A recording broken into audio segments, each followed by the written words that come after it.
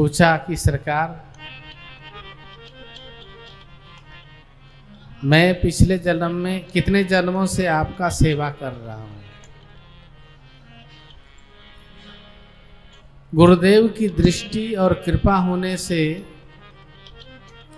आपके जन्म और मरण दोनों चक्कर खत्म हो जाते हैं। दो चक्र होते हैं, जन्म और मरण। ये बात है हमारे ख्याल से 1977-78 की। गुरु पूर्णिमा का समय था। उस समय बाबा सरकार देवरिया में सरजू जी के किनारे थे। कम से कम 2-3 हजार साधु तो होंगे खड़े थे, शाम को आरती के लिए आए हुए थे। और उसी समय में बाबा की सेवा में भर्ती हुआ था। 1 साल हुए होंगे। और एक बात बताएं, 2-4 साधुओं को छोड़ करके सारे साधु हमको ऐसे देखते थे कि मार डालेंगे।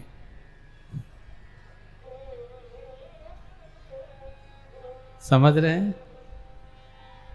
इसलिए नहीं कि हमने उनका कोई धन दौलत संपत्ति ले लिया था। साधु के पास तो होता भी कुछ नहीं है, क्या लेंगे। उनको था कि ये सरकार की सेवा में कैसे आ गया। कहते हैं ना, फूटे आंख नहीं सुहाता है। मतलब ऐसे होता था, हमको ऐसे देखते थे लोग कि नैनों से ही मार डालेंगे।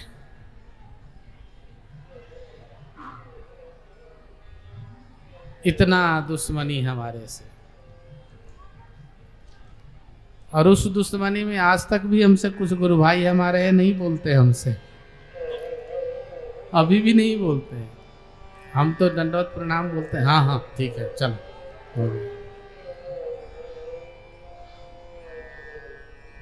तो भीड़ लगी थी साधुओं की और मैं इस सेवा में था। मैं और गोकुलदास जी महाराज दोनों बाबा के खास करीबी सेवा में रहते थे। अब हमारी भी महिमा बढ़ गई थी। हम भी किसी से डरते नहीं थे ना। अब महात्मा लोग सब खड़े हैं आरती पूजा लेकर के, मैं बीच में आ रहा हूँ, जा रहा हूँ। तो एक हमारे गुरु भाई थे प्रहलाद दास जी महाराज, रामचरित्र दास जी महाराज, निरंजन दास जी महाराज और गोदावरी दास जी महाराज, वैष्णव दास जी महाराज। ये सब बहुत पुराने 100-100 साल, 150-150 साल के साधु।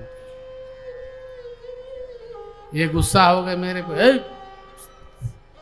चल।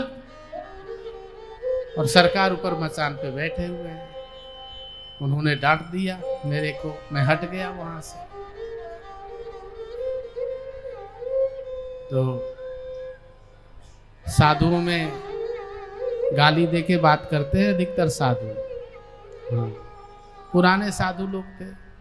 और साधुओं में कहावत है कि साधु की गाली और घी की नाली एक बराबर है।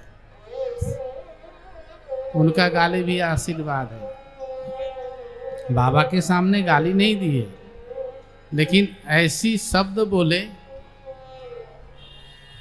कि पानी छूने की जो है ना, पानी छूना समझते हैं ना, पवित्रता का कोई बालक तो ऐसे ही पवित्र अपवित्र होते हैं वो।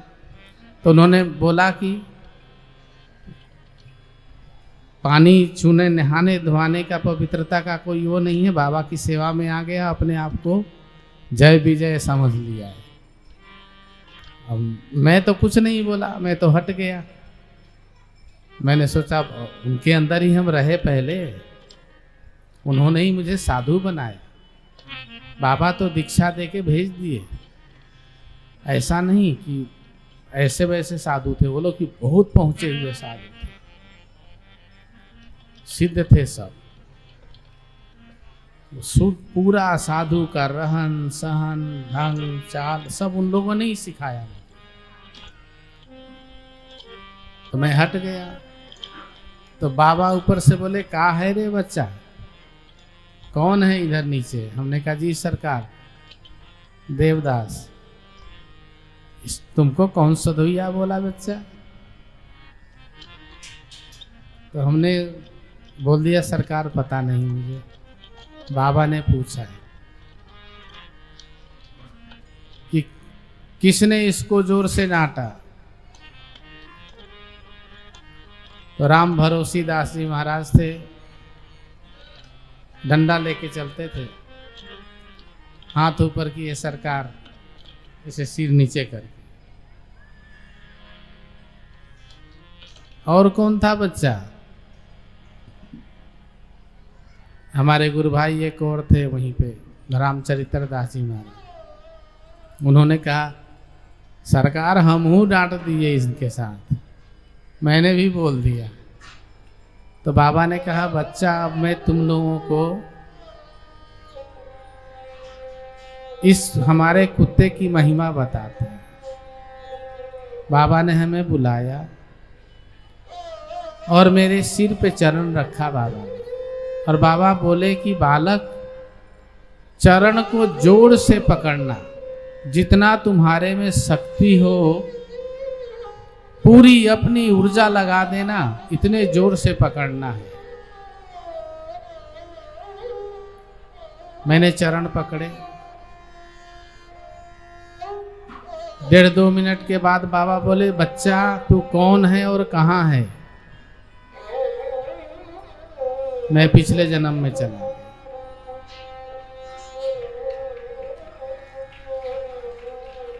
तो उस समय मैंने बाबा को बताया कि मैं भरतदास हूँ, सरकार की सेवा में हूँ। फिर उससे पिछले 3 जन्म तक ले गए बाबा। 3 जन्म के बाद फिर बाबा बोले बच्चा देख, साधुओं से पूछा तुम लोग भरतदास को जानते थे? बोले जी सरकार,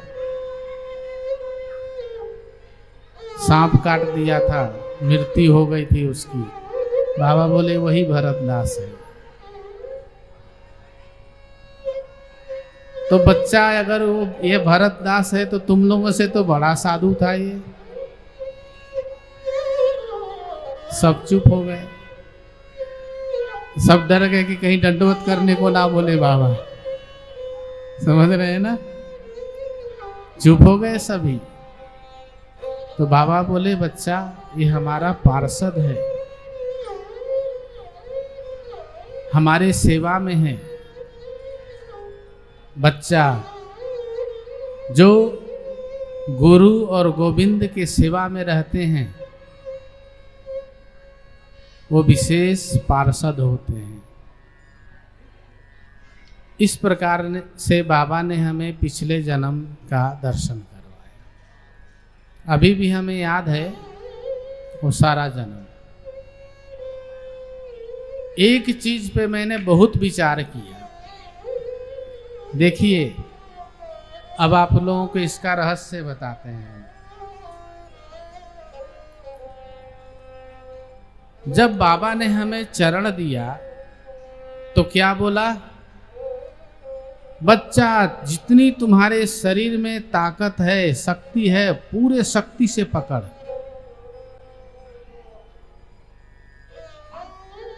इसका मतलब समझ में आया कुछ आप लोगों को? क्या मतलब आया समझ में? अपनी ऊर्जा को उनके चरणों में पहुंचाना है। कहाँ पहुंचाना है? चरणों में। पूरी हमने पूरा ऐसे हाथ से पकड़ के पूरा हाथ जैसे कांपने लगा, इतनी ऊर्जा लगाया हमने। ध्यान देने की चीज है, ये सब योगियों की रहस्य है, मैं बता रहा हूं आपको। जहां आप किसी चीज को जोर से पकड़ते हैं आपकी पूरे शरीर की शक्ति वहां पहुंच जाती है, प्राण शक्ति भी वहां पहुंच जाता है।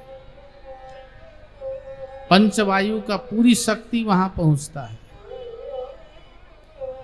बाबा ने कहा जोर से पकड़ो। ये हमें बाद में समझ लगी, बाबा ने नहीं बताया। जब मैं चिंतन करता गया, ऊर्जा जैसे हमारी ऊर्जा उठी, अब उस ऊर्जा को कहाँ ले जाना है, तब जाके समझ में आया कि ऊर्जा हमारे शरीर में किस प्रकार से प्रवाहित होता है और कैसे होता है। तो पूरी हमारी शरीर की जीव आत्मा की ऊर्जा उठ करके बाबा के चरणों में गई, और जैसे ही गई सारे जन्म कर्म दिखने लगे। ये हमने अपना अनुभव कहा है, पूरी समझ गए? ये हमारा अनुभव है। इस प्रकार से